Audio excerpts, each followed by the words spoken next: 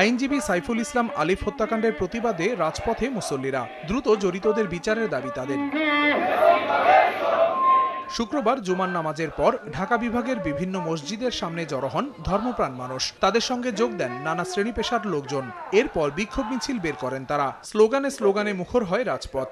সবার মুখে উচ্চারিত হয়, আলিফ হত্যাকারীদের ছাড় নয়, জড়িত সবাইকে গ্রেফতার করে দিতে হবে দৃষ্টান্তমূলক শাস্তি।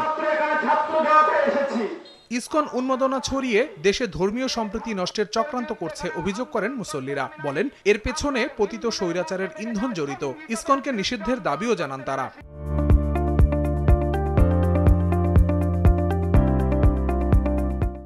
এই শাহজালালের পুণ্যভূমিতে আমরা কোন ইসকনের সংগঠন দেখতে চাই না। তারা মনে করেছেন এক আলিফকে মারলে আর আলিফ হইল না, এক আলিফকে মারলে আল্লাহর জমিনে লক্ষ লক্ষ লক্ষ আলিফ হবে ইনশাআল্লাহ। দ্রুত সম্ভব নিষিদ্ধ করতে হবে, তাদেরকে বাংলার বাড়ি থেকে নিশ্চিহ্ন করা হবে।